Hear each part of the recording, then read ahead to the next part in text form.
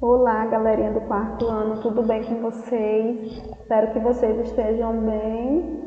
E vamos para mais uma aula online, já que por enquanto nós não podemos nos ver, nos reencontrar, né? Peguem todo o material de vocês, lápis, caderno, borracha, no caso hoje o livrinho de história, já que a nossa aula hoje será de história, e o caderno para que vocês possam copiar aí as tarefas. Nós vamos falar das capitanias hereditárias. O que é isso? Eram terras, divisões de terras, né? Foi divididos em lotes, para que não houvesse briga, não houvesse conflito. Então foram divididas essas capitanias hereditárias em 15 lotes de terra, para que todos essas divisões tivessem, né, seus donos, para que não existisse conflitos. Então, as capitanias hereditárias eram lotes de terras divididas. Essa imagem aqui é da vila de São Vicente, que foi fundada, né, por Martim Afonso no tempo do descobrimento. Então, Martim Afonso de Souza foi quem fundou a vila de Santo Antônio, de São Vicente, desculpa. Né, aqui a vila também, né, habitada, dá para a gente perceber que tem uns índios aqui também, né, as pessoas aqui, ó, todas na rua, andando pela rua da vila, que foi uma vila fundada por Martim de Afonso. As capitanias hereditárias, ela foi um sistema de administração territorial. Ela foi criada pelo rei de Portugal, Dom João III, em 1534. Esse sistema, ele consistia em dividir o território brasileiro. Então, ele dividia o quê? As partes das terras em lotes e entregava para pessoas, né, para pessoas que tivessem, vamos dizer, um bom relacionamento entre o rei, né, para que eles pudessem cuidar de administrar, né, as partes que eram doadas, que eram dadas para eles. No caso, as principais pessoas que ficavam com esses lotes de terras divididos eram os nobres, né, com relação que tivesse amizade, que tivesse uma relação de amizade com a coroa portuguesa. No caso aqui é um documento, né, das capitanias hereditárias. Bem aqui tem a divisão das terras, ó, uma linha imaginária que divide as terras. O Tratado de Tordesilhas aqui, ó, onde tem as divisões da terra entre os países. E aqui, bem aqui, nesse Tratado de Tordesilhas já é as capitanias hereditárias do Brasil. No caso, a Maranhão foi a primeira e foi a mais, vamos dizer, rica, né, porque tinha muitas lavouras de cana-de-açúcar. Em 1534 foram criadas 14 capitanias hereditárias. Então foi o que? Feito 14 distribuições de 15 lotes, onde os beneficiários foram 12, entre eles, né, a pequena nobreza de Portugal. Então pegaram o território, dividiram, com isso chamaram de capitanias hereditárias, essas divisões de terras feitas em lotes. E 12 deles foram os beneficiados, entre eles a nobreza, né, os reis do país, né, da coroa portuguesa. Em 1534 e 1536 foram distribuídos 14 capitanias. No caso, a primeira, como eu já tinha dito para vocês, foi a de Maranhão, porque ela era a que tinha mais riqueza, no caso, com cana-de-açúcar. Os portugueses instalaram as capitanias no Brasil, porque o comércio de especiaria nas Índias estava em declínio, que isso estava caindo, estava diminuindo. E os territórios portugueses eram constantemente invadidos pelos franceses.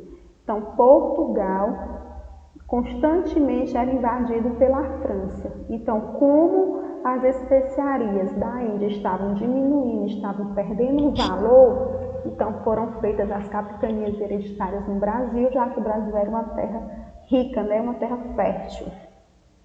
O sistema começou em 1534 e teve fim, quer dizer que não deu certo, não durou né, a vida toda, teve um fim, ou seja, durou 287 anos, mais de 2 séculos, mas que acabou. Aí aqui tem as capitanias hereditárias, no caso, Portugal e Espanha, foram os 2 países que assinaram um acordo de Tordesilhas para que cada um ficasse com uma determinada parte das terras. De todas as capitanias, as que mais deram certo foi a de Pernambuco e São Vicente, graças ao sucesso obtido pela cana-de-açúcar, né? Então, a cana-de-açúcar foi um dos produtos que mais chamou a atenção, né? Que mais deu lucro no tempo das capitanias hereditárias. Aí aqui vocês estão vendo, né, a mão de obra. Então, quem era que trabalhava aí nas lavouras?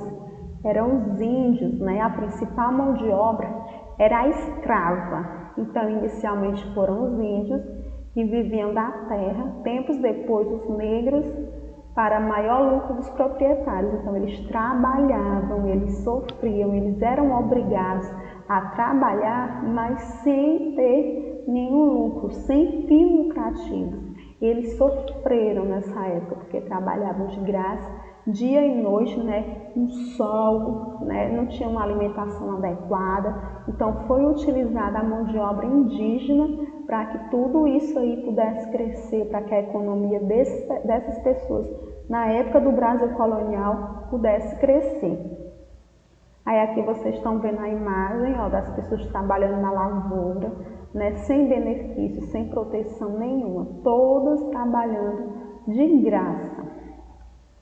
O trabalho realizado pelos escravos africanos nos engenhos de açúcar era árduo, quer dizer, pesado, gente. Eles não tinham retorno, eles não tinham lucro, eles não ganhavam nada. As jornadas eram longas e tornavam-se mais exaustivas.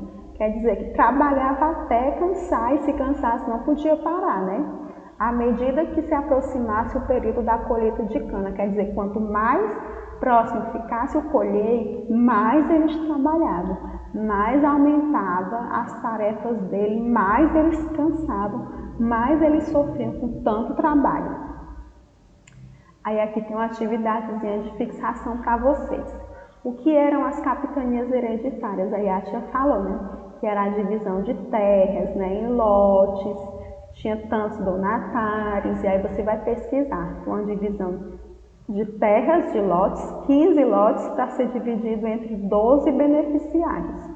Por que o açúcar era tão importante para Portugal? Né? E quem trabalhava nas lavouras de cana-de-açúcar no período colonial?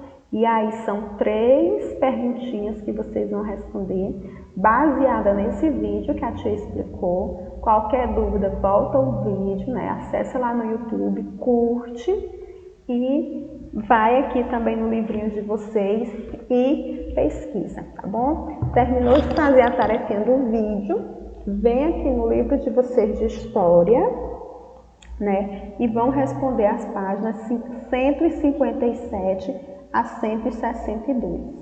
157 a 162. Terminou de fazer o do livro, terminou de fazer o do vídeo, vem reforçar o que estudou com atividade de reforço, páginas 152 e 153.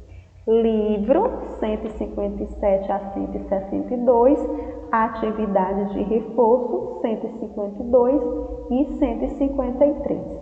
Qualquer dúvida, volta lá o vídeo, curte as nossas aulas, viu? Ou acesse o site da escola, www.escolapequenospassos.com.br, ou acesse lá a nossa agenda eletrônica, tem tudo lá para vocês poderem tirar as dúvidas, tá bom? Um grande beijo da tia Daniela e até a próxima aula.